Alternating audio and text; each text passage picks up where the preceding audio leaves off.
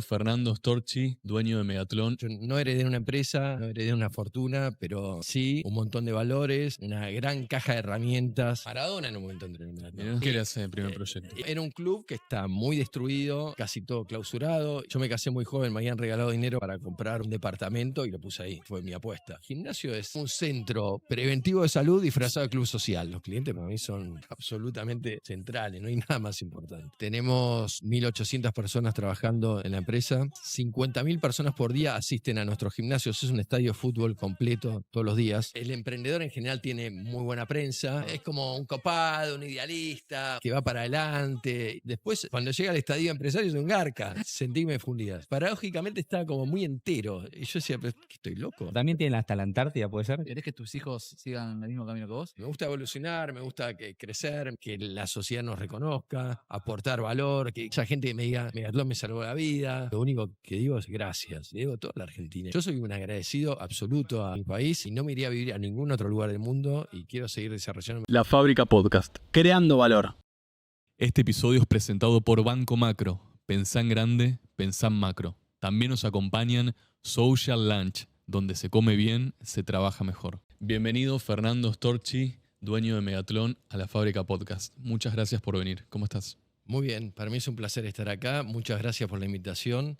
Tienen un programa increíble y bueno, espero estar a la altura de las circunstancias. Decían, che, ¿por qué alguien que no es industrial está acá? Pero bueno, nos interesa mucho. Sos dueño de uno de los gimnasios más importantes de Argentina. Tenés una historia de emprendedurismo fundamental, hermosa y de una escala tremenda. Así que muchas gracias en serio por venir. ¿Cómo empieza tu historia? Contame de tu familia. Mirá, yo vengo de una familia de origen italiano. Mis 4 abuelos eran italianos. Llegaron en distintos momentos de la Argentina. Mi papá también era italiano y llegó a la Argentina después de la Segunda Guerra, cuando tenía 19 años. Era maestro mayor de obra y apenas llegó a la Argentina empezó a trabajar en la construcción y trabajó mucho tiempo como empleado. Después armó una empresita, después tuvo un socio con el que lo tuvo 30 años, con el que desarrolló la empresa constructora y hicieron algunos desarrollos inmobiliarios también.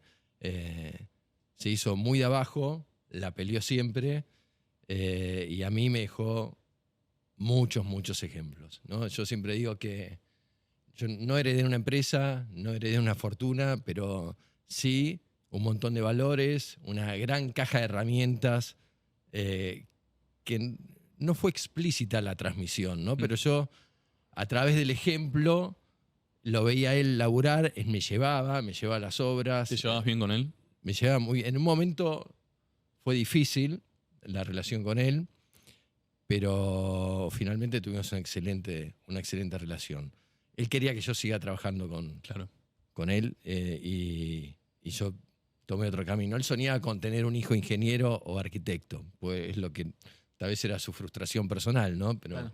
Y yo seguí por otro lado. ¿Y cómo fue esa primera vez que le dijiste que no? Creo que él se llevó una desilusión muy grande y esperaba otra cosa. Y le costó mucho entender que yo iba a tomar otro camino, que no sabía bien cuál iba a ser. ¿No Porque- sabías? Y No. le dijiste que no. No sabía, pero que sabía que no era por ahí. A veces te definen más los no que los sí, lo que no querés hacer. Y yo quería emprender, quería hacerlo por mi cuenta, pero rescato todo el aprendizaje que tuve de él, ¿no? Sobre todo del ejemplo, con pocas palabras, con mucho ejemplo, mucho trabajo, mucho sacrificio, eso de que no había horarios, yo a veces lo veía poco, pero y tal vez no estaba muy presente en mi día a día, pero a mí no me quedó ningún trauma por eso, todo lo contrario. Pero ahí, Fer, mucha gente que nos escucha piensa, digo, si vos más o menos tenés un camino marcado por tu viejo con el camino recorrido, tal vez lo más fácil sea irte a la empresa de la familia, continuarla. ¿Vos por qué estabas tan seguro de jugártela por lo que vos querías, digamos? ¿Qué te llevaba a decir, quiero hacer mi camino? Más allá de esa cuestión del no gusto, digamos. Porque a veces hay mucha gente que nos puede estar mirando que no le gusta algo y sin embargo lo hace porque lo tiene cerca. Por el deber ser. Claro. Sí, la verdad es que para mí hay una cosa muy misteriosa en algunos orígenes de algunas decisiones que tenemos las personas, ¿no? Como en todos los orígenes, como en el origen de la vida misma, ¿viste? A veces no sabés, pero lo sentís, lo percibís. Yo sentía que era por otro lado. De hecho, en un momento, cuando ya arrancando mi primer proyecto grande, le voy a pedir un consejo porque tenía una dimensión que a mí me superaba de alguna forma, él me dijo, no te metas ahí.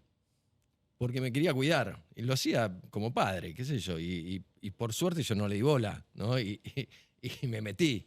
¿Qué era ese primer proyecto? Y era, para mí, romper ese mandato con mi padre fue muy importante. Sí. Para mucha gente, digamos, es así. Sí. Era un club que estaba en el barrio de Almagro, que estaba era una concesión que habíamos tomado, que estábamos por tomar, y estaba muy destruido.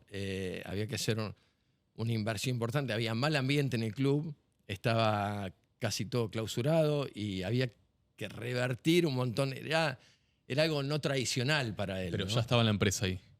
Ya estaba Megatlón. No existía ok. Megatlón. No existía Megatlón. Ok, entonces tuviste tu primer no hacia tu papá, te rebelaste, digamos, de alguna forma y capaz esa comunicación chisporroteó un poco Sí. y te fuiste a la facultad. Sí, no, aparte teníamos algunas diferencias ideológicas, ¿no? Sobre todo Ideológicas. ideológicas, sí. Sí, es normal a veces. Es también. normal. A los 20 años yo creía un montón de cosas que hoy ya no las creo, pero porque me parece que no dieron soluciones para problemas reales de la gente, básicamente, ¿no? En estos 40 ¿Te gustaba Cuba? me simpatizaba. Claro, bueno. Te saqué la ficha. Sí, Simpatizaba. entonces, Después me di cuenta que no era por ahí, claramente. Claramente, porque no fui a Cuba y dije, bueno, la gente no vive bien, no está bien. Así que los hechos se imponen finalmente, ¿no? Entonces, digo, tener una rebeldía adolescente de adulto me parece que es medio tonto, ¿no? ¿Qué sé yo? Por lo menos lo veo así. Pero también era necesaria esa rebeldía, amén de lo ideológico, pero desde el punto de vista del negocio, ¿no? O de lo que vos querías hacer, porque si no tenías esa rebeldía tampoco puedes iniciarte en el camino de emprendedurismo, ¿no? Sí, es verdad. Me parece que ese sentimiento que tenés, eso de decir, bueno, lo quiero hacer, quiero hacer algo por mi cuenta, quiero tener mi propio espacio, tomar mis decisiones.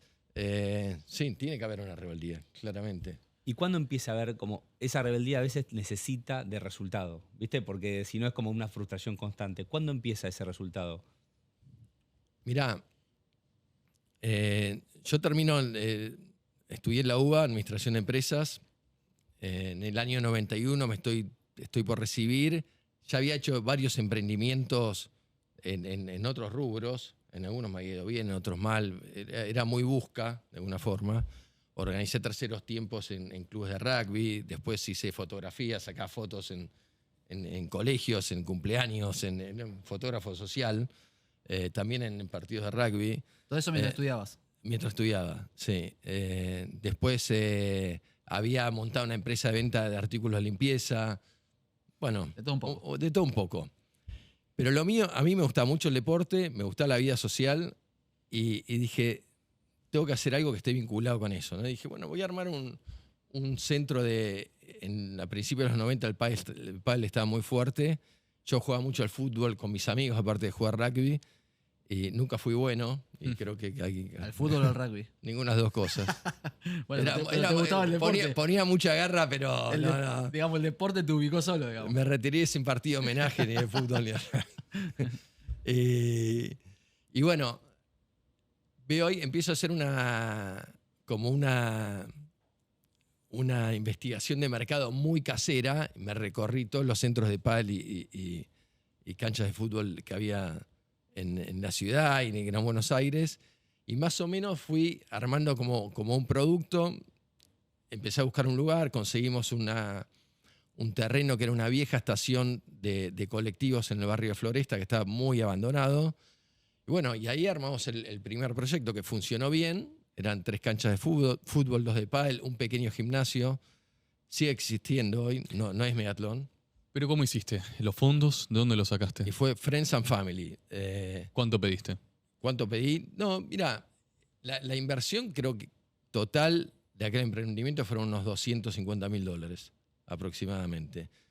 Yo lideré el proyecto, pero tenía inversores que eran familiares, amigos. ¿Que les dabas un porcentaje? Que les daba un porcentaje, Ok. sí, claramente. El lugar empezó a funcionar bien y esto de los resultados. Dije, bueno, yo ya tenía en la cabeza armar una empresa y decía, bueno, que esté vinculada con la actividad física, el deporte, lo social y que se pueda sostener en el tiempo. Lo pensaba así y dije, pero no podemos comprar otro terreno. Lo habíamos comprado muy barato ese terreno, pero no nos daba para comprar otro terreno. Y dije, me acordé de los clubes donde había jugado al fútbol. Dije, bueno, voy a ofrecer tomar la concesión de un club. Y fui con mis 25 años a presentarme. En algún lugar me dijeron que no. Finalmente un amigo mío me dice, mira, a la vuelta de mi casa hay un club que si querés lo podemos ir a ver juntos. Y lo fuimos a ver y nos dijeron que sí. Y ahí arrancó. Estamos lejos de Meatlón todavía, ¿no? Estoy hablando del año 93 y 92, 93 y Meatlón como marca recién aparece en el 99. Pero a mí me interesa mucho porque con 25 años juntaste $250.000. Y también quería saberte qué porcentaje te quedó de la empresa, digamos.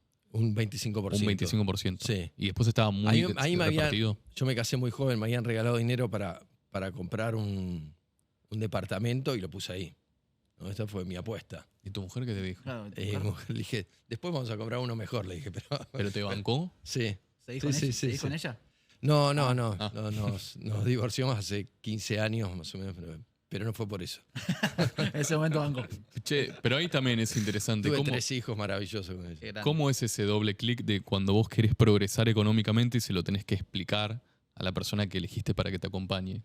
¿Qué te acordás de eso? Se dio naturalmente. Aparte, me parece que yo estaba tan convencido que la terminé convenciendo. No sé, no fue un esfuerzo grande en ese momento. O capaz que inconsciencia. No sé, de 20 y pico años, decir, no me va a ir mal. No sé, como sabía que existía la posibilidad, pero lo había estudiado. Si bien caseramente lo había estudiado, y dije, esto no puede fallar. Y no, se dio. Previo a eso, yo me acuerdo, había hecho una inversión financiera, me estoy acordando. Y recién empezaba la convertibilidad. Y yo le tuve confianza a ese programa. Patinaste como Tony Hawk. Y compré bonos, me acuerdo que compré bonos. Hice un all-in en bonos y me fue muy bien. La verdad me fue muy bien. Los primeros años subieron. Eran los bonos del canje, de no sé qué eran, pero nada. Y esa inversión financiera después la convertí en una inversión productiva. Entonces fuiste a ver la cancha o el lugar con tu amigo. Sí. ¿Y en qué quedaron ahí? Vos ya tenías el 25% de la sociedad. No, pero ya me fui con... todavía sí. Sí, armé otra cosa. ¿Y cómo fue eso? Con 2 amigos más hicimos 3 tercios y esa inversión era pequeña, porque era una cancha sola y había que arreglarla, ponerla en valor. No fue una inversión muy importante, pero a partir de ahí nos ofrecieron la sede del club social que estaba en el centro, en la calle Medrano, y ahí sí requería una inversión más grande. Y ahí incorporamos de vuelta socios. Yo ya tenía unos mangos que me estaba ganando en el primer lugar, más préstamos de amigos. Sí, ahí nos endeudamos un poco. Perdón que Estoy saco una. Año 93, ¿no? Sin celulares, sin internet, sin... El primer lugar, este segundo que acabas de contar, y la pregunta es, ¿cómo hacías vos con tus tiempos? ¿Cómo tenías tantos espacios que demandaban de tu físico, por ejemplo? Bueno, al principio yo hacía todo. Pintaba, cortaba los bancos que poníamos en los vestuarios, la madera, pintaba las canchas, estaba en la recepción hasta que cerraba el lugar. Y después fui delegando, de alguna forma, en gente de confianza. Sí, me fui corriendo. Yo no tengo el perfil de quedarme en un lugar, no me gusta quedarme en un lugar, porque necesito estar en movimiento todo el tiempo. No me puedo quedar quieto, ¿no? Entonces, y hay cosas que me aburren y por suerte hay mucha gente que las hace mejor que yo. Entonces, trato de buscar... Fer, ahí, o sea, vos siempre desde el primer momento entonces entendiste que delegar era importante para que vos puedas crecer. Absolutamente. Sí. En minuto 1. Confiaste siempre, digamos, Sí, independientemente, porque es muy difícil cuando uno recién arranca y el negocio por ahí es más chico. Cuando ya tiene estructura, como que la estructura soporta más la delegación. Sí. Pero cuando uno arranca es muy difícil ese primer paso. Sí, obviamente uno cuando está en posición de emprendedor patea el córner, va a cabecearse todo, absolutamente todo. Ahora, en el proceso de convertirte en una empresa y armar estructuras, bueno, sí, tenés que soltar. Si no soltás, no, es muy difícil crecer. Y después siempre me gusta que seguramente lo habrán visto, ¿no? Acá, ¿no? Porque el emprendedor en general tiene muy buena prensa, es como Sí. un Niño mimado. Un copado. Es como un copado, un idealista, un soñador. un soñador que va para adelante y un romántico. Después, cuando llega al estadio empresario, es un garca. Entonces, No, olvidate. ¿qué pasa ahí? Ahí te convertí en calabaza. Olvidate.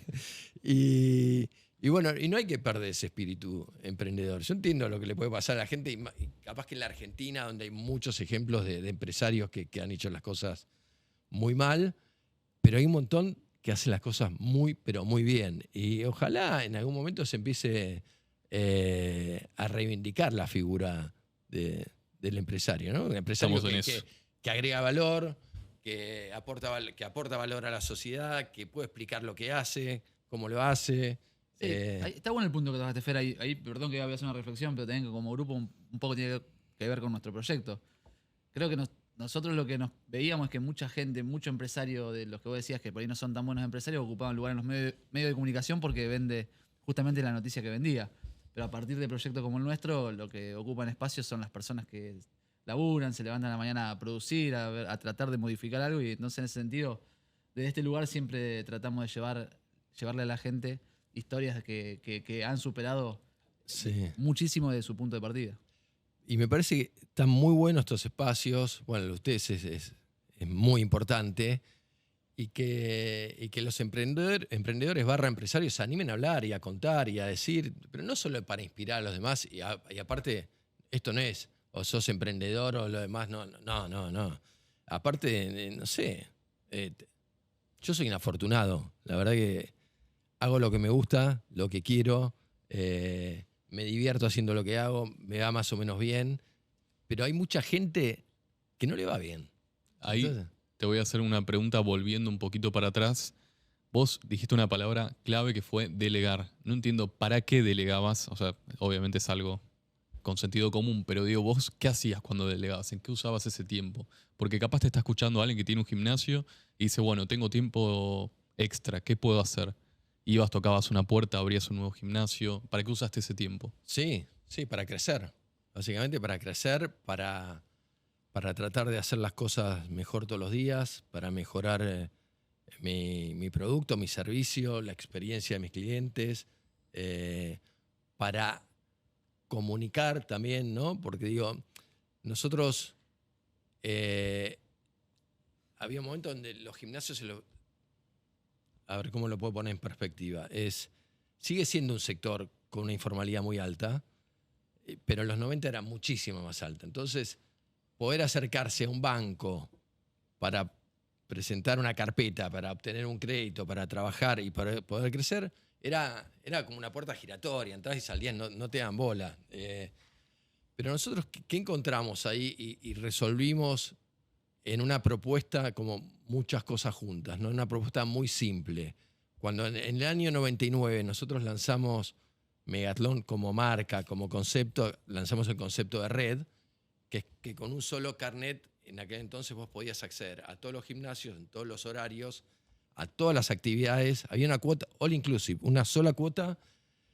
Y también teníamos un problema de alta estacionalidad. Claro. Y dijimos, bueno, hay que romper con eso. Entonces, Pero pará, ahí doble clic. La estacionalidad te referís a que, por ejemplo, garpás la cuota este mes y el mes que viene no va más, entonces era muy sub y baja y eso a vos no te permitía tener un Claro. cash flow Tal normalizado. cual. Exactamente eso. Y esa estacionalidad está, la actividad física, o por lo menos la actividad que se desarrollaba en el gimnasio, en un principio estaba más ligada a lo estético, al verano, a ponerse bien, a bajar unos kilitos. Y nosotros empezamos a trabajar mucho el concepto de la salud y de la actividad física, ¿no? Entonces, salud y actividad física tenés que hacer en forma regular, todo el año, no solamente 3 meses para prepararte para el verano. Y con ese concepto y con el tema de la estacionalidad dijimos, ¿qué podemos hacer? Y me acuerdo que la cuota estaba a 80 pesos, que eran $80 en su momento. Sí. Y la bajamos literalmente a la mitad con el compromiso que la gente asumiera un débito automático en la tarjeta Sí, de está crédito. bien. Pero Pedro, que tenía un gimnasio, ¿cómo lo convencías para que se suma a la red? ¿No? ¿Cómo fue ese proceso? No, yo ¿Y no cuántas? sumaba. No sumabas a la red. Yo no. Nosotros no tenemos franquicias, no tenemos gente que se suma a nuestra red. Todas tuyas. Todas. Toda la operación es nuestra, de Meatlón y de Fitter, que es la otra marca nuestra que desarrollamos. Hoy tenemos 52 sedes abiertas, pero no franquiciamos. Queremos tener el control de la experiencia del usuario. Es un poco obsesivo. O sea, el somos socio en de eso. Megatlón de Buenos Aires puede ir a Rosario, puede ir a Sí, cualquier barrio, a donde esté, Sí. a donde sea. absolutamente. Desde el Pero- principio, digamos, lo pensaste así. Sí, al principio, para que aclare un puntito acá, al principio era una sola cuota para todos los gimnasios. Después entendimos que cuando empezamos a ir a barrios de mayor poder adquisitivo o que los alquileres eran mucho más altos y tenemos la posibilidad de cobrar una cuota más alta, debatimos, che, ¿qué hacemos? Teníamos que romper una regla de oro. Nosotros dijimos, bueno, no quedemos prisioneros de una regla que inventamos nosotros mismos, ¿no? Entonces armamos otras categorías. Y en esa, el que paga la categoría más alta puede ir a todos los gimnasios de la red y que paga la más baja a los de la categoría. Ok, Ajá. mirá qué bueno. Yo quiero volver un poco a la línea de tiempo para entender un poco. Empezaste con la construcción de canchas y demás. Llega un momento que vas al gimnasio, ¿no? Dijiste a los fines de los 90 que empezás. ¿Cuál fue el punto de inflexión? ¿Qué viste de ese mercado que estaba pasando? ¿Hay un movimiento, no sé, internacional? ¿Cuál fue tu interpretación de querer empezar ese negocio? Mira, a veces es como... No vi mucho movimiento internacional, pero a veces la dinámica de la acción te lleva... Yo no empecé con un gimnasio y dije voy a armar una red de gimnasio. No, la verdad que no. Pero cuando armamos el segundo gimnasio dijimos, bueno, los de este gimnasio pueden ir al otro y tener un convenio de reciprocidad, y agregamos el tercero y nos dimos cuenta que teníamos como una especie de red, por más que eran poquitos y no había mucho movimientos entre club y club, porque capaz que uno estaba en Avellaneda, el otro en Almagro. Pero esa dinámica nos llevó como naturalmente ir resolviendo conflictos todo el tiempo, que la estacionalidad, esto de la red, hace un producto más simple. La gente se quejaba porque tenías que pagar, capaz que pagas una cuota para ir 2 veces por semana a musculación y otra más para ir a la pileta, y era complejo. Y la misma gente nos fue orientando de alguna forma en cómo teníamos que seguir. Después sí, encontramos el concepto y una vez que lo encontramos le dimos... O sea, escuchando ahí- mucho al cliente, digamos, de una manera, Sí, escuchando sí, mucho al todo el cliente tiempo. y accionando, digamos. Todo el tiempo, sí. Sí. Los clientes para mí son absolutamente centrales, no hay nada más importante. Ahora, yo me quedé pensando en algo que está bueno, porque por ahí a veces hay como modelos de negocio como que son bastante estándares, y sobre todo por ahí nosotros que venimos del palo industrial, cada industria es distinta, pero vos le encontraste una vuelta de rosca a lo que había, digamos, lo más cómodo hubiese sido, o sea, nunca te quedaste quieto, ni en tu vida personal, ni tampoco cuando pensaste la idea del negocio, porque vos dijiste, che, carné para todos los gimnasios, voy con abonos más grandes, distintas categorías de asociados, débito automático, digamos, siempre le buscaste la rosca para tratar de tener más incentivos y que el negocio sea diferente. Absolutamente. Y de hecho cuando lanzamos Fitter en el año 2018, me dice, ¿pero por qué lanzaste otra marca? Y nosotros vimos que hoy alrededor del 8% de la población de la Argentina asiste a gimnasios en forma regular. ¿Nada más? Pero son 3,5 millones, 4 millones de los adultos, es más. Yo hablo de población total, 8%. Ok. Ahora, ¿y cómo es en otros países? Claro, Tenés- En Estados Unidos está en el 25%. En Europa, Con la obesidad que hay. entre el 15 y el 20%. Entonces dijimos, acá hay una oportunidad grande para crecer. Y tal vez Megatlón, por la propuesta que tenía, que es Premium. que es más premium, podía ser un limitante para llegar a algún público, sobre todo el público joven. Y empezamos a diseñar una propuesta como más autogestiva, más joven, con otros colores, donde no tenés natatorios, no tenés un programa de clases grupales de 60 disciplinas distintas como tiene Megatlón, y son 5 clases grupales donde los planes de entrenamiento están prearmados y los profesores están para asistirte. Tenés una aplicación, el onboarding es digital, optimizamos cada metro cuadrado de gimnasio, trabajamos con un equipo del MIT en su momento para diseñar las salas. Y bueno, a partir de eso, de la optimización, dijimos, bajemos costos y lo traducimos en una menor cuota para que la gente pueda acceder al gimnasio. ¿Cuánto hay de diferencia entre cuota y cuota?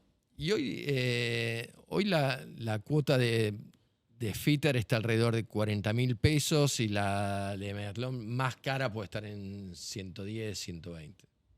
Por ahí, esa es la relación. Y dijimos, para crecer, para ganar más mercado, necesitamos una propuesta más masiva. Por eso nació Fitter, que hoy tenemos más de 20 sucursales, tenemos 3 en Uruguay, ya abrimos 3 sedes de Fitter en Uruguay, y la verdad estamos entusiasmados. Tuvimos obviamente el parate, pues esta marca nació en 2018, en la pandemia, que fue una trompada tremenda. ¿Qué duro ahí? Durísimo. Fue el momento más duro para nosotros. ¿De tu vida? Sí, ¿Casi te fundís? sí. Claro. Sí, casi sentí que me fundías. Pero paradójicamente estaba como muy entero. Y yo decía, ¿pero qué estoy loco? No. Como diciendo, voy a batallar, aunque no sé si para qué va a pasar, ¿no? Porque es eso. ¿Qué te ¿no? sacó la pandemia? ¿Qué me sacó? Sí. ¿Cuántos locales te sacó? O No. ninguno. No cerré ningún local, no despedimos a nadie, pagamos los sueldos todos los meses. Tuvimos 10 meses cerrados, 7 meses en el 2020, 3 meses en el 2021. Y la verdad para mí es un orgullo haber podido salir de toda esa situación hasta fortalecido, ¿no? Porque, digo, ustedes que son empresarios también, estamos acostumbrados los argentinos a trabajar en alta incertidumbre. Tasa de interés, tipo de cambio, recesión, pero para facturación cero, como tuvimos en ese momento, ahí no había libros, no había manuales para tener las persianas bajas. O sea, la gente que agarpaba la cuota dejó de pagar. Dejó de pagar. Nosotros vendemos planes Claro. por un tiempo determinado, o sea, y los bancos nos adelantan ese dinero, con lo cual la gente, en muchos casos, es como que seguía pagando la cuota, pero nosotros ya nos habían anticipado. Financieramente, eso se nos cortó como la rueda. Después compensamos a toda esa gente cuando salimos de la pandemia, todos esos meses que no pudieron utilizar, los compensamos con tiempo. O sea, Pero tenían un fondo anticíclico, tuviste que poner ahorros personales. ¿Cómo hiciste mis para...? ahorros personales los puse todos, teníamos un fondo anticíclico también, o un fondo que teníamos preparado para invertir, porque estamos para hacer algunas inversiones y eso lo quemamos, claramente. Y yo creo que este dicho que lo que no te mata te fortalece es verdad, ¿no? Nosotros ya habíamos pasado 2001, 2002, y había sido bravo, pero esto fue un tsunami. No, aparte para mí fue muy mal manejado porque no podías despedir a nadie, o sea, te la tenías que bancar, te quemaba la papa, digamos, te la tenías que bancar. Sí, te la tenías que bancar. El Estado también ayudó, eso es cierto. Sí, pero también seguías pagando impuestos. Con los ATP, sí, seguías pagando impuestos.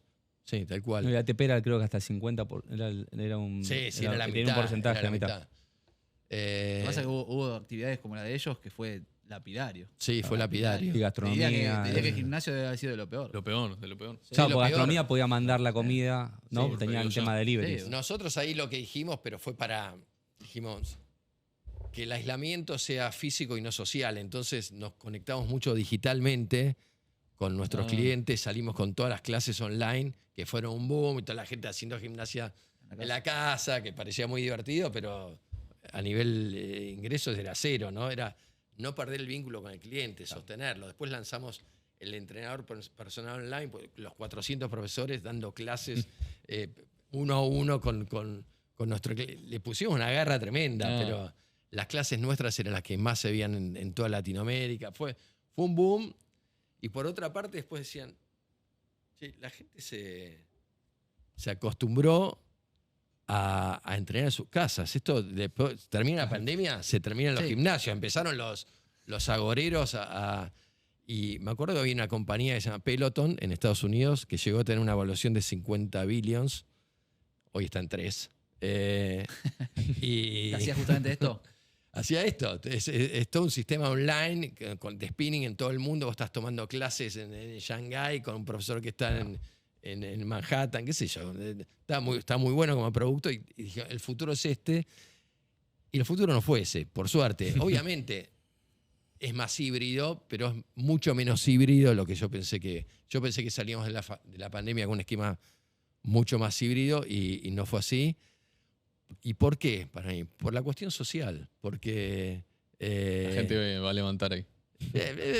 entre otras cosas, pero Hay una comunidad que necesita... hay una comunidad y es muy fuerte. Digo, nosotros tenemos 20.000 clases grupales por mes, ¿no? Cada clase, cada profesor tiene su pequeña tribu que nada, se empiezan a armar vínculos, a amistad. Después salen o van a comer, las señoras que hacen gimnasia acuática juegan a las cartas, o los que hacen bicicleta se van a rodar.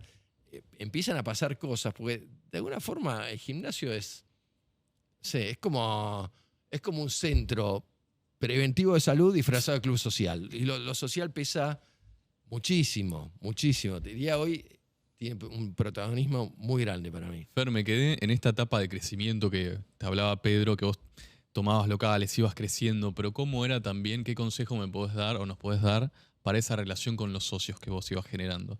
Porque no es como nosotros que nos conocemos hace 7 años, somos mejores amigos y pasan los años y seguimos haciendo lo mismo. Vos me imagino que ibas consiguiendo gente nueva que no conocías. Sí, pero tuvimos una ruptura societaria. Al principio vamos todos juntos, empujamos, pero yo creo que yo ahí aprendí bastante. Me parece que está bueno que cuando los jóvenes van a emprender, y eran amigos también, ¿no? Éramos muy amigos y fue doloroso por eso también, porque me parece, primero, y no es para pincharle el globo a nadie, ¿no? Un buen amigo no siempre es un buen socio. Capaz que vos tenés un muy buen socio y puedes no ser amigo también. A la larga terminas teniendo una amistad, pero entonces me parece que hay que acordar, ¿no? Cuando uno va a emprender, cuando uno vas a hacer un desarrollo, lo que fuese, y te juntás con tu socio y decís, che, ¿qué pasa si nos va bien? ¿Reinvertimos? ¿No reinvertimos? ¿Y si nos va mal? ¿Y si nos va mal? ¿Cómo la bancamos? ¿Y si nos quieren comprar? ¿Y si no, ¿y qué vas a hacer vos y qué voy a hacer yo en la empresa? ¿Cuáles son los límites? ¿De qué se va a ocupar cada uno? Pues al principio es un poco desordenado y todos hacemos todo, pero cuando vas creciendo aparecen conflictos. O sea, vos es que aunque crezcas, igual tenés que hacer el duelo por si va mal. A ver. Claro, por más que te esté yendo bien, tenés Sí, que hablar del peor de los sí, escenarios. Sí, tenés que hacer algo preventivo. Para mí es importante. Un acuerdo de accionistas, yo creo que es preferible ponerse colorado al principio y no tener un despelote después, ¿no? Y si al principio no congeniás, y bueno, capaz que no sé, pues hay cosas que se pueden conversar. No. Deberían conversarse. Lo que pasa es que evitamos muchas veces conversaciones difíciles. ¿Hoy cuántos socios son en la empresa? No, yo tengo la mayoría de la compañía, así que hay un director, el director financiero de la empresa tiene un porcentaje menor y el resto es mío. Y Fer, ¿qué es Megatron hoy? Digamos, ¿qué es la cadena en número? ¿En cantidad de locales? ¿En cantidad de empleados? ¿En qué países están? Hoy nosotros hablamos un poco del grupo de Megatlón cuando incluimos a Fitter. Sí. Tenemos 1.800 personas trabajando en la empresa. No son todos full time. Tenemos 205.000 socios activos entre las dos marcas. 50.000 personas por día asisten a nuestros gimnasios. Es un estadio de fútbol completo todos los días. O sea, tenemos una operación muy fuerte, ¿no? Desde las 6:30 de la mañana, en algunos casos, en otros desde las 7 hasta las 11 de la noche, y muchos gimnasios cierran nada más que el 1 de enero y el 25 de diciembre, porque todos los demás días del año están abiertos. La operación tiene un protagonismo fuerte, ¿no? Y saber operar para mí es muy importante. Ponemos mucho foco ahí. Y ahí hay algo cultural de la empresa, ¿no? Digo, los gerentes regionales de la compañía que tienen a cargo varias sucursales son, entre comillas, nacidos y criados dentro de la empresa, ¿no? Empezaron hoy capaz que tienen 40 y pico años, pero empezaron hace 25 o un poco más, y en una recepción y conocen la compañía de punta a punta y son transmisores de la cultura de la organización, ¿no? Que para mí... ¿Qué es la cultura? ¿Cómo es? Y la cultura, todas las empresas tienen una cultura, algunas lo tienen más explícita, otros no. Me parece que está muy definida por los valores, qué es lo que vale, qué es lo que no vale, para nosotros el cliente a nivel cultural está en el centro de la escena, el cuidado de las personas, tanto de los clientes como de la gente que trabaja en la empresa. Para mí tiene un valor central. Es una compañía que tiene un perfil humano alto, que yo considero que es un proyecto colectivo, que yo lo pude haber liderado, pero está muy influenciado por la voluntad y por el trabajo de mucha gente, ¿no? Que capaz que no aparece en escena y yo me siento un poco el representante de todos ellos, pero que los valoro muchísimo. Digo, sin un equipo sólido de trabajo es imposible crecer. Y la mayoría de la gente que me acompaña hace mucho mejor su trabajo de lo que yo lo podría hacer. Mucho mejor, no, claramente mejor, ¿no? No, y aparte tiene sentido que la cultura de la empresa sea el cuidado del cliente, porque vos te manejás en un nivel de elite. O sea, ¿cuál sería un top 5 de los clientes más conocidos o exclusivos que van a Megatron? Pregunta, a ver. Soy muy malo porque yo soy grande y me falla la memoria, entonces no sé. Pero un tipo como Alperín. No, pues está viviendo en Uruguay. Ah, claro, es Uruguay, pero estaba ahí a la vuelta. Sí, pero muchos pasan, hay muchos empresarios, hay jueces, hay artistas, pero eso es hablar de... Claro, ¿cómo los convences para que vayan? O sea, entiendo, ¿no? Das un buen servicio, un buen gimnasio, pero ¿qué más hay detrás de eso? No, nosotros no los vamos a buscar. No sé, tengo se me viene a la mente dos deportistas que yo admiro mucho. Uno es Manu Ginóbili. Maradona en un momento entrenó Megatron. Qué grande. En la sede de la imprenta. Me acuerdo una vuelta con Manu Ginóbili, que estábamos en la sede de la imprenta y nosotros había un Starbucks ahí en la esquina y estaba tomando un café y yo me presenté, porque para mí es mi ídolo total, absoluto, representa todo lo que está bien, todos esos valores que me parece que necesitamos como en el deporte y como argentinos también, ¿no? Y me acerqué y me presenté, le dejé una tarjeta y al otro día me llaman y me llaman de un teléfono desconocido, yo atiendo, digo, ¿quién es? Manu, digo, ¿qué es Manu? Manu Ginóbili. No. Yo dije, no puedo creer, casi me desmayo. Y me dice, Fernando, ¿puedo ir a necesito hacer me estoy recuperando, esto habrá sido 2014, estaba jugando a los Spurs, tengo que hacer un ejercicio, unas sentadillas especiales, ¿puedo ir al gimnasio? Dije, obvio, es tuyo. Bueno, a partir de esa relación nos vinculamos con la fundación que tiene él, aportamos, lo ayudamos con algunas cosas, nos invitó una vuelta a ver a partidos de San Antonio de los Spurs y me acuerdo que tipo una humildad fantástica, increíble. Contame más. Terminó el partido y nos vino a buscar a la tribuna, vestido jugador. Y dijo, venga por acá, vengan al vestuario. Y cuando vamos caminando, yo estaba con mi hijo y dos personas que trabajaban conmigo. Empiezo a ver unos carteles, ¿no? Como unos cuadritos con distintos idiomas. Y yo me quedo y le digo, ¿qué es esto, Manu? Me dijo, no, los puso Popovich.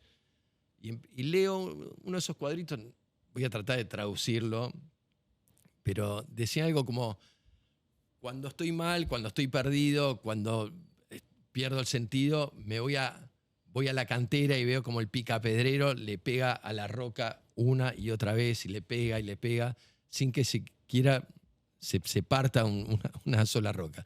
Y dice que recién en el golpe número 101 la roca se parte se parte en dos. Y dice, y yo sé que no fue por el golpe número 101, sino por todos los golpes que había dado antes. Eso está en todos los idiomas y hablaba como de la perseverancia, ¿no? Del esfuerzo, y que para mí Muy bueno. es el valor absolutamente central que tiene que tener un empresario, un emprendedor, ¿no? A mí, no sé, para mí fue muy importante verlo. Hay cosas que las sabes, pero cuando las ves por escrito, dices, es esto. Sí, es soportar la frustración continua de que a veces las cosas no salen. Total. Y te hago una pregunta, vos hablaste de los locales. ¿Ustedes tienen locales en toda Argentina? ¿En Uruguay? ¿Hay otro país que tengan? No hay otro país. Pero también tienen hasta la Antártida, ¿puede ser? ¿Que llegaron? Sí. ¿En serio? Estamos en Capital Federal, en Gran Buenos Aires, en varias zonas de Gran Buenos Aires. En Rosario tenemos 2 sucursales, en Córdoba 3. Y la Antártida es un proyecto, a nivel personal, a mí me emociona mucho porque es algo que nunca pensé que iba a llegar a la El Antártida. gimnasio más austral del mundo. Y todo empezó con una conversación de hace unos años del jefe de la base Marambio. ¿Cuánto vale la cuota? ¿Eh? ¿Cuánto vale la cuota? No, es una donación que hicimos. Claro. No, era un chiste, era un chiste. Anda a buscar la llave. Las dotaciones se quedan un año entero en militares y científicos en la Antártida. Y regresan al continente muchas veces con sobrepeso, porque con menos 30, menos 40 vos no podés ir al exterior, es difícil moverse, Sí. se come mucho. Bueno, dice, tenemos que armar algo para que la gente pueda hacer. Y bueno, ¿y qué estás pensando? Me dijo, mira, pasado mañana está saliendo un Hércules de la Fuerza Aérea para base Marambio. Y me dice, ¿puedes subirte? Bueno, y me subí. No tenía ni idea, obviamente. Para ¿no? contar esa experiencia. Sí, Contá no. porque varias personas que han ido me han contado y yo siempre me flashé a escucharlo. O sea, es cierto que tienen que ver una ventana para aterrizar con el Hércules. O sea, el Hércules tiene que ser un avión especial que vaya y tienen que ver una ventana que justo el clima Sí. te permita.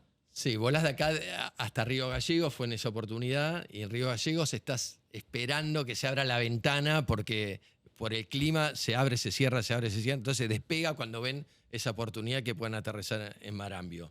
Es una pista de tierra en Marambio, y el Hércules es un Hércules especial preparado para aterrizar en la... Claro, bajan en un la Hércules a una pista de tierra. De hielo. Sí, Va, hielo, tierra. pero ripio, sí. y vas, obviamente no tiene asientos, el Hércules es como las películas, que vas medio en una red enganchado, te pones un protector acústico porque hace un ruido tremendo, el baño, para ir al baño lo tenés en la punta. Ya fue. Ya Un fue. ruido tremendo. Pero yo dije, esto es increíble, me sentía que estaba en una película, ¿no? Y bueno, me quedé ahí un par de días en base Marambio, empezamos a ver lugares. Dije, para mí es acá, pues tenía una vista sobre al exterior muy linda. Y me dijo, no, porque ese es el lugar de juegos. Y dije, bueno, si vamos a hacer... Bueno, al final hicimos el gimnasio ahí, enviamos el equipamiento. Y años después nos llamaron, se unificó, porque las bases de la Antártida pertenecían o estaban administradas algunas por la Fuerza Aérea, otras por el Ejército, otras por la Armada. Se generó el Comando Conjunto Antártico, que administra todas las bases que tiene, creo que son 13 o 14 en total. 7 son permanentes. Dijeron, queremos armar algo en las 7 bases permanentes. Y profundizamos el modelo y ahí mandamos equipamiento para todos esos gimnasios, los acomodamos, capacitamos a los militares que se van a quedar un año entero allá, que los llamamos trainer antárticos. Qué bueno. Y bueno, fue genial. Producto de esa relación pude viajar esta vuelta en el Irizar, que es el rompehielos, que salimos de Ushuaia, son 2 días de navegación cruzando. Deja un sueño para alguien, ¿Eh? che. Deja un sueño para alguien. Y que fue un viaje espectacular. Y ahí aprendí tantas cosas. El amor que siente la gente que trabaja en Irizar por su buque, el orgullo que tienen, es algo increíble. Llegamos hasta base a base Esperanza, que es una base que tiene un perfil más familiar de alguna forma, porque hay una escuela, hay una iglesia, hay una radio, y hay una comunidad. La verdad que... Ahí me está increíble. llevando a pensar en algo que es lindo, que es la argentinidad, digamos, ¿no? Y vos sos un tipo que te ha ido bien en Argentina. ¿Qué es Argentina para vos?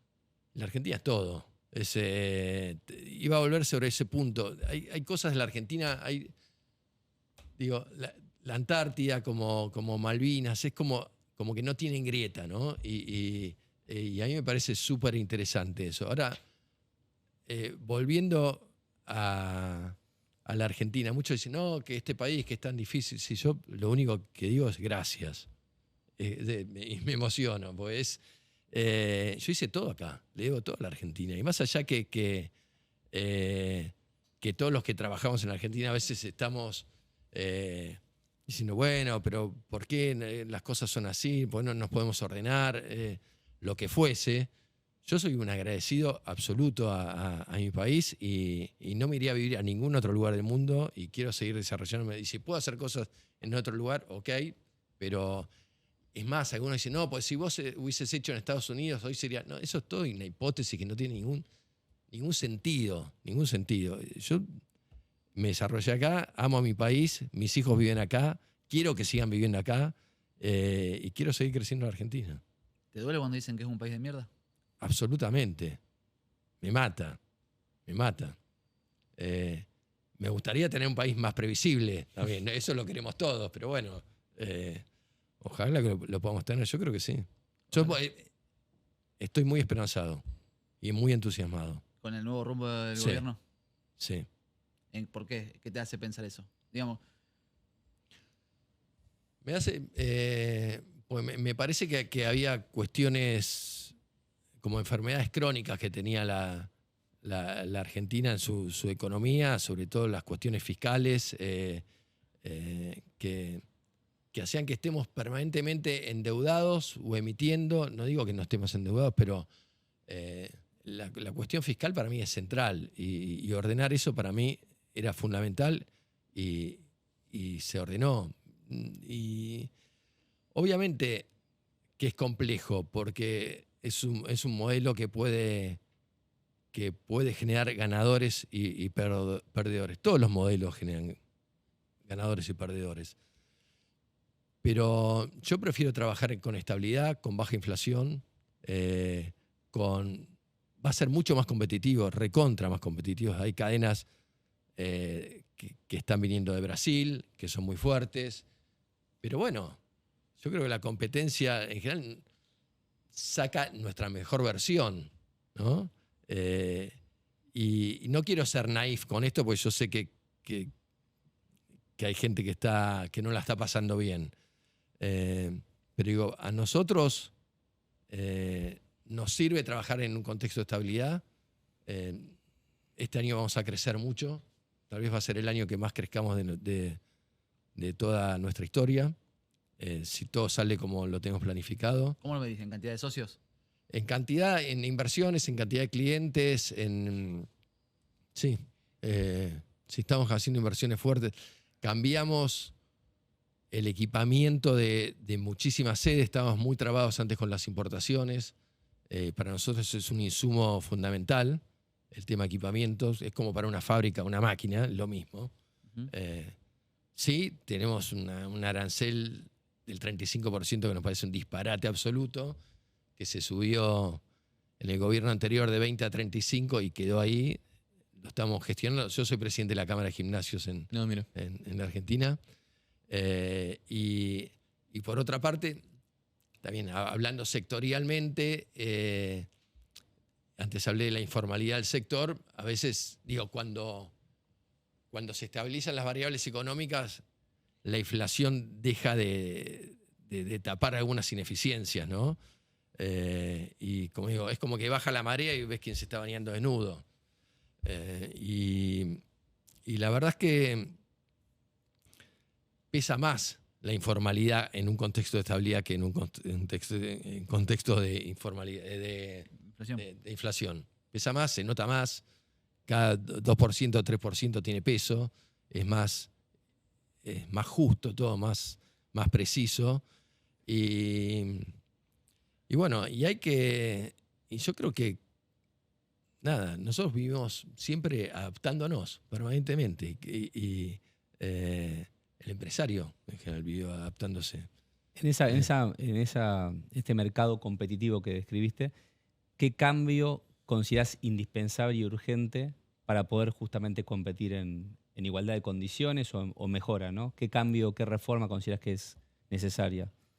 Nosotros, esto de la informalidad para mí tiene un peso y está, nuestra actividad está grabada con el 21% de IVA, en otros lugares del mundo no es así. Por ejemplo, la medicina prepaga acá tiene 10,5% y hay muchos sectores que están totalmente exentos.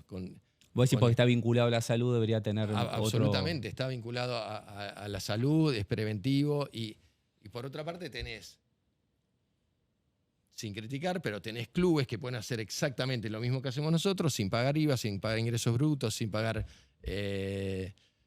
ganancias. Lo de ganancias lo puedo entender, lo del IVA, los ingresos. En realidad necesitamos reglas más parejas, que nos nivele la cancha, nada más.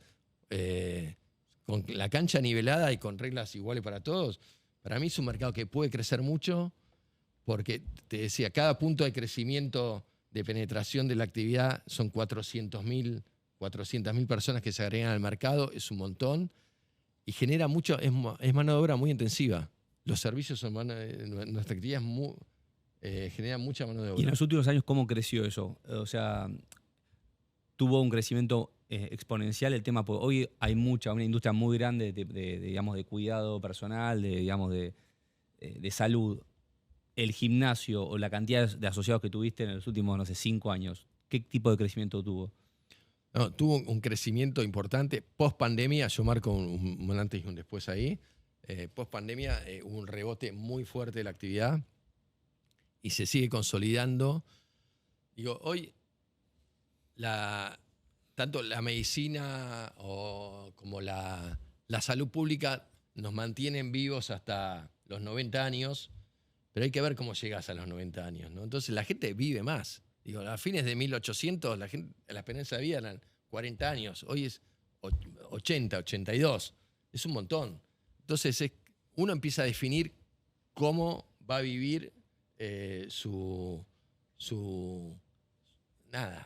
adultez, por decirlo de alguna forma. Hay un proceso que empieza después de los 50 años que se llama sarcopenia, que es la pérdida de masa muscular, que afecta muchísimo y eso provoca caídas y un montón de situaciones.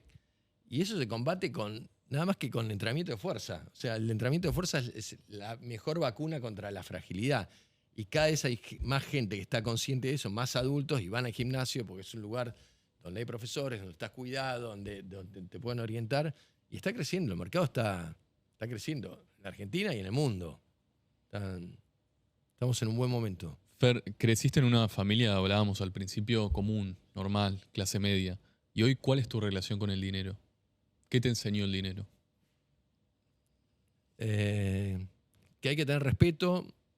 No me enloquece el dinero para nada. No es lo que más me calienta. Y yo siempre reinvertí, diría, más del 90% de la rentabilidad de mi negocio lo reinvertí para crecer. Obviamente cuando ocurrió la pandemia me di cuenta que estaba complicado. Después no tenía muchas reservas. Igual las quemé. Pero el dinero para mí es como... Es como un medio, no es un fin, de ninguna manera. Es como... ¿Cómo sería? ¿Cómo sería? A ver. ¿Por qué no es un fin? Porque para mí no resuelve nada. A ver, digo, nosotros, estoy pensando, ¿no? Los seres humanos tenemos agua, oxígeno, sangre en el cuerpo. Pero no vivimos para eso. Tenemos como un propósito en la vida y que es lo que nos alimenta, un deseo de hacer cosas, de ir para adelante, generar proyectos. No es el dinero. No pasa para ahí, pasa por otro lado. Las empresas también tienen ese propósito, esa misión como compañía. Ahora, sin dinero, una organización no puede sobrevivir. Pero en lo personal, vos con el dinero compraste la comida, sobreviviste, tenés un techo. Sí. Y después un auto ya lo tenías y en algún momento te compraste un auto mejor. ¿Ese para qué lo resolviste?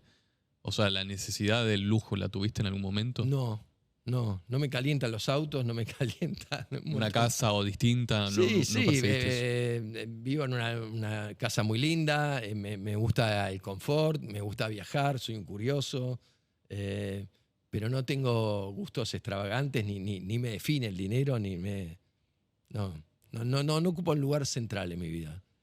Ahí, mira, la verdad que esta pregunta que me dejaste, Valen, me hizo llevar justo un momento de la entrevista que para nosotros es importante.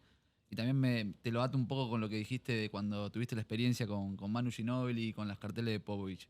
Hay un tema que a nosotros nos encanta y Banco Macro, auspiciante, nos lo propone. Yo te voy a hacer una pregunta al Banco Macro. Que a ver si te prestaron guita alguna vez. No, que viene en línea con lo que veníamos hablando. ¿Hay alguien que te haya apoyado desde el primer momento, aunque la gente no creía en vos?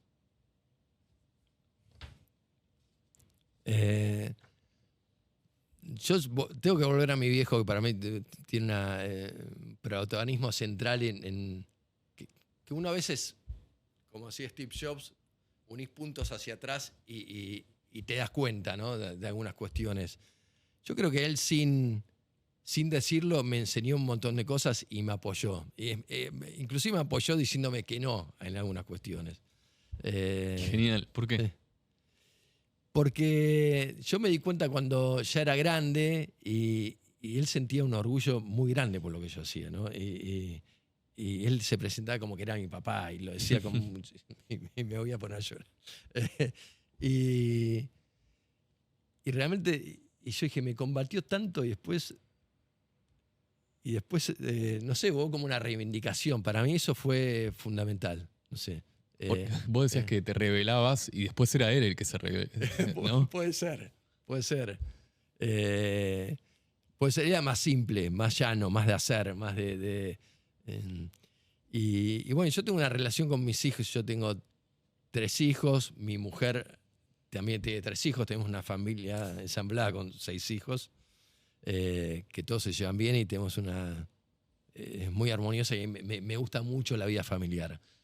Ojalá yo pueda transmitirle cosas que mi viejo me transmitió a mí, ¿no? Mi hijo y mi vieja. Lo pongo mi viejo porque capaz que estuvo más presente en todo lo que tenía que ver con... Negocios. Sí, con lo laboral. ¿Querés que tus hijos sigan el mismo camino que vos? Al revés, ahora que sos papá, digamos, con tu viejo, con esa historia tuya, ¿se repitió o se repite? ¿Te gustaría que vos, que tus hijos digan, che, mirá la empresa que armé, me gustaría que vengan a laburar al gimnasio, que manejen esto, manejen lo otro? 39F31 menos. No, uno tiene F31. La puta madre. Mi hijo más grande tiene 31 años, estudió administración de empresas, ahora está haciendo un máster en finanzas, trabaja en la compañía desde que tiene 18, hoy es director de operaciones, está súper enganchado con la empresa y yo la verdad que he delegado muchas cosas en él. Y se lo dije, y lo puedo decir. No hay nada que haga él que yo lo pueda hacer mejor. Y eso me encanta. Lo que sí le digo siempre es, yo no me voy a bancar que a los 40, 45 años me vengas a decir, no, bueno, porque vos me obligaste, no sé qué. Tenés que ser muy consciente de la decisión que tomás. Pues yo no te estoy obligando. Tienes una decisión absolutamente libre y que la tenés que ratificar todo el tiempo. Todos los años. Todos los años. Mi hija Lisa es nutricionista, que tiene 25 años, 26, y la más pequeña es diseñadora. Y no están trabajando. Lisa, indirectamente sí, es una muy buena nutricionista, pero por ahora el que más trabaja en la compañía es Marco, que es el primero. Y a mí me llena de orgullo también. Y de alguna forma, obviamente, que me genera esto de que este proyecto va a tener continuidad. ¿No? Porque yo no quiero vender la compañía, no me interesa, no me pasa por ahí. Yo quisiera que siga evolucionando y que tenga una dinámica propia y que sea bien liderada. Y nada, y no sé, es como mi obra.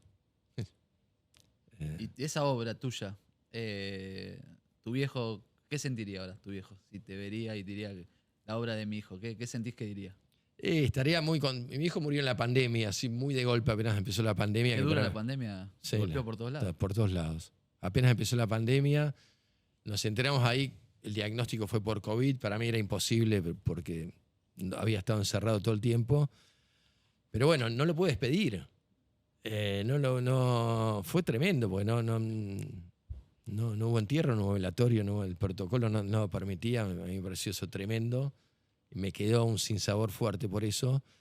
Y yo sé que él estaba muy contento y muy orgulloso y capaz que salía una nota en algún lugar y me la recortaba y me la daba o me llamaba o aparecía con un amigo que le mostraba el gimnasio, él solo se iba le gustaba mucho. Tengo dos preguntas que están juntas.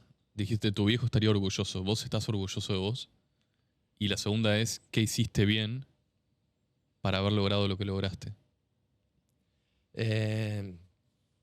Sí, estoy orgulloso de mí. Me cuesta responder. Sí, la verdad que sí. La verdad que soy un capo. Está buenísimo, igual, está bueno, está buena, está muy buena. Está muy buena, Hace obvio. preguntas interesantes. Está bien, está muy bien. Está entrenado. Si no nos metemos ahí en ese geopolítica, no me gusta. Él es más sensible de todos los entrevistados. No, yo sé que el tema político es complejo. Sí, estoy orgulloso, me siento bien. Cuando miro para atrás, digo, casi todas las decisiones que tomé las volví a tomar. Es que capaz no lo estabas, te lo decía, por el hecho de que no, todavía tenés 1.000.000 de cosas por cumplir y todavía no estás satisfecho. Te hablaba de eso, Yo ¿viste? te dije orgulloso, no orgulloso, satisfecho. ok. ¿Y No estás estoy más? satisfecho. ¿Qué te falta? ¿Qué te falta? Yo en un momento dije, a veces uno no sabe por qué hace lo que hace, ¿viste? No. Y capaz que no sé hacer otra cosa. No sé si soy una persona. Lo digo pensando en voz alta, y muy libre en mis decisiones. Yo hago esto y es como. No sé qué. No hago otra cosa. ¿Lo haces por hacer, no porque haya un sentido detrás? No, porque digo, instintivamente me sale hacerlo. Me sale crecer, me sale de tratar de hacer. Me levanto a las 3 de la mañana, trato de anotar algo. Me sale, es como. Estoy muy conectado con esto. A veces, tal vez por demás. Y me gusta evolucionar, me gusta crecer, me gusta que la sociedad nos reconozca, aportar valor, que haya gente que me diga, Megatlón me salvó la vida, no sé, que me gusta, me gusta lo que hago. Digo, tengo la suerte de hacer un trabajo ¿Qué disfrutas? que disfruto y que impacta positivamente la salud de las personas. No sé, soy un agradecido total. Todos los días estoy agradecido, agradezco. Digo, soy un tipo con suerte. Tuve mucha suerte. Pues, está bien, yo laburé, me la busqué, qué sé yo. Siempre estaba en el andén esperando que pase el tren, ¿viste? Y a veces no pasaba, pero yo estaba ahí. Pero nada, soy un afortunado. Así que, no, tengo ganas de seguir. Me sigue calentando como me calentaba hace 30 años atrás. Y en las cosas importantes, ¿cómo es tu proceso decisorio? ¿Vos tenés un consultor, tomás decisiones solo? ¿Cómo tenés alguien externo a la empresa que consultás mucho? Hay una persona externa a la empresa que se sumó en la pandemia cuando ya se nos quemaban todos los papeles. Contratamos a una persona que la valoro mucho, que trabaja muy bien, que hace muy buenos aportes. Nos reunimos una vez por semana y peloteamos un montón de temas. Para mí es muy valioso. Y lo que sí, esto más como conceptual y como cambio cultural dentro de la empresa y tal vez generacional, estamos pasando a un modelo de toma de decisiones muy intuitivo y muy personalizado en muchos casos a tomar decisiones en base a información y en base a datos, ¿no? Y ese es el cambio importante que empezamos a trabajar hace unos años, día después de la pandemia, que mi hijo Marco lo está liderando y la verdad es que es un cambio cultural, porque todos hablan el lenguaje de los datos ahora y los objetivos de venta y las decisiones y los equipos de recursos humanos y las finanzas y ahora, lo intuitivo sigue teniendo valor. Yo no lo desprecio para nada y las sensaciones personales también son muy importantes. Fer, la última para cerrar y te dejamos tranquilo. Estoy tranquilo. ¿Le tenés miedo a algo? Sí, ¿A qué? a perder el deseo. a no tener esas ganas que tengo ahora. No a la muerte, pero a no tener... a que Está un muy buena día- la respuesta. a que un día no tenga ganas. Porque aparte tampoco sé de dónde vienen. Entonces, para mí es un poco misterioso. Y a la muerte, ¿no? Mira, tengo 59 y ya el concepto de finitud empieza a aparecer con más nitidez, claramente. Pero yo estoy muy satisfecho con la vida que tengo y digo, si me tengo que morir mañana, es como que no tengo muchas deudas conmigo mismo. No sé, Está bueno eso. nada, no digo, uy, no me animé a tomar, no me animé a tomar esta decisión, o tengo pendiente esto. Yo voy haciendo cosas nuevas, pero viví en línea con lo que yo quería vivir. Tengo un regalito para vos de Logística Diev, así que no te vas con las manos vacías. Espero que lo disfrutes mucho. Abrilo Bueno. cuando quieras. Bueno, muchísimas gracias. Lo puedo abrir Obvio, ahora. obvio que sí. Dale, tranquilo. Y gracias por haber venido, por No, acompañarnos y un placer, contar tu la verdad que historia. me sentí muy bien, muy cómodo. Los felicito porque ustedes son Tremendo mate, mira. líderes. Ay, espectacular, me encanta. Bueno, muchas gracias, Logística Diev. Grande, la tirada. Número 1. Nos devuelve el centro a un fenómeno. Y un gran aplauso para vos, Fer. No, Gracias. por favor. Gracias, Fer. Bueno, gracias.